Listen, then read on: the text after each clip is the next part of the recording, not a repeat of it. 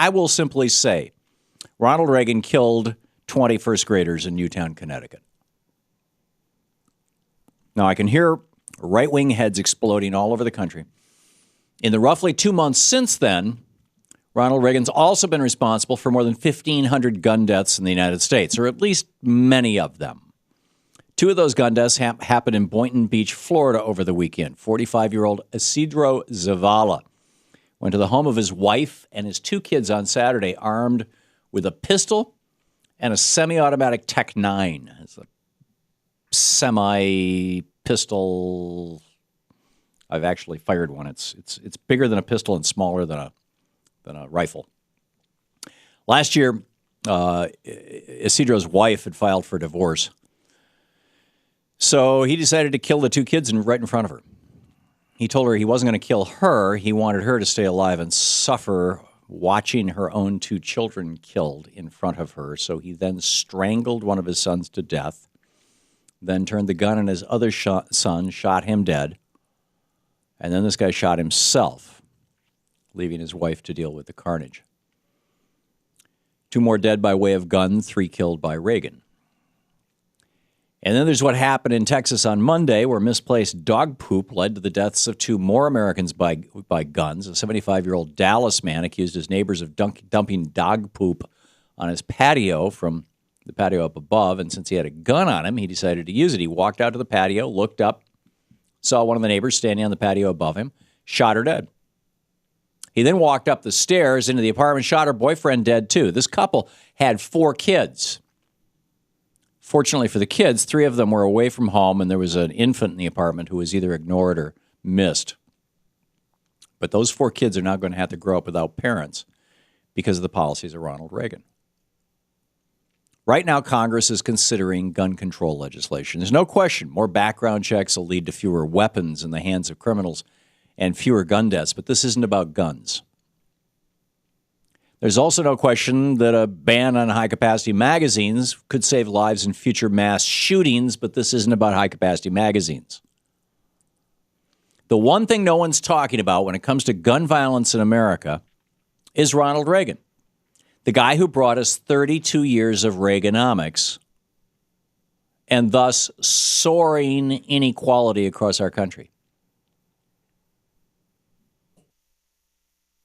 Today, wealth inequality in America is worse than it's ever been. We have hit peaks that we haven't seen since 1929 and the 1890s, and we're beyond that now. It's even higher than in any other developed country in the world, nearly the opposite of the way things were when Reagan became president. When he became president, we had a large, strong, healthy, and financially well-off. I don't mean like, Thurston Howell III well-off, but, people owned their homes, they owned their cars, they could put their kids through school, they had pensions. But it was Reaganomics. Ronald Reagan's tax cuts for the rich, his union busting, his doing away with free college education, his ending the enforcement of the Sherman Antitrust Act, his slashing of the social safety nets that have devastated the working and middle-class people of this country. And Americans who once lived the American dream and were not engaging in mass mayhem, there were a hell of a lot of guns around 35 years ago. Not like, we weren't seeing things like we are now. Now, you say, well, now they got all these violent video games. I'm sorry, Japanese teenagers play our violent video games more than our teenagers do. This is not about violent video games. Well, it's about mental illness. Well, no, it's not. Mentally ill people are more likely to be victims of crime than perpetrators. And to the extent that you want to say it might be about mental illness, specifically the kid in Newtown, remember it was Reagan who closed the doors of the psychiatric facilities and created an epidemic of homeless, very frequently mentally ill people in the United States. But the Americans who once lived the American dream, who just, had good middle-class lives, they're now living in desperation. They're living paycheck to paycheck. They are up to their eyeballs in second mortgages, in credit card debt, in student loan debt, and quite literally, one illness or job loss away from complete financial ruin. Ruin that could literally echo to the very end of their lives and to the rest of their family. Bills pile up, domestic disturbances increase. I mean, there's a correlation between these two. Drug addiction, violence, teen pregnancies, STDs. These are all the natural, predictable, and actually measurable responses to the inequality that Reaganomics has produced. And when you got 300 million guns in America, that's the easily grabbed weapon of choice for when Americans respond to this inequality and its psychological pain with violence. Researchers Kate Pickett and Richard Wilkinson at the Equality Trust in the UK have done the research on this issue. This is not even debatable. They have found conclusively that the more unequal a society is,